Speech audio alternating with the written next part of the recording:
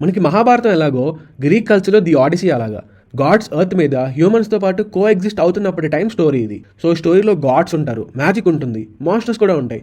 ఇది ఒక mythological epic.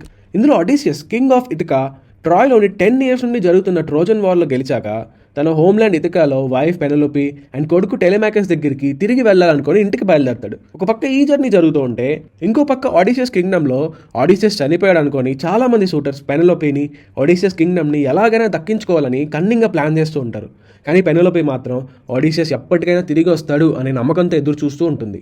Odysseus తన జర్నీ స్టార్టింగ్లో సిసిలీ అనే ఒక ఐలాండ్కి వెళ్ళినప్పుడు సైక్లాప్స్ అనే మాన్స్టర్ కన్ను తీసేయడంతో ఆ Cyclops father Poseidon god of the sea ఇచ్చిన కర్స్ వల్ల ఇథికాకి చేరుకోలేక ఎన్నో ఐలాండ్స్ తిరుగుతూ తన క్రూ మొత్తాన్ని కోల్పోతూ చాలా కష్టాలు పడి చివరికి ఇంటికి చేరుకోవడానికి 10 years పట్టే ఈ జర్నీయే ది ఆడిసీ కోర్ ప్లాట్. ఇలా ఎన్నో అడ్వెంచర్స్ తర్వాత ఫైనల్లీ ఇథికాకి చేరుకుంటాడు. అక్కడ పెనలోపికి ఆల్రెడీ జరుగుతున్న స్వయంవరంలో గెలిచి మిగతా షూటర్స్ అందరినీ చంపి ఒడిసియస్ మళ్ళీ పెనలోపికి హస్బెండ్ అండ్ ఇథికాకి కింగ్ అవుతాడు.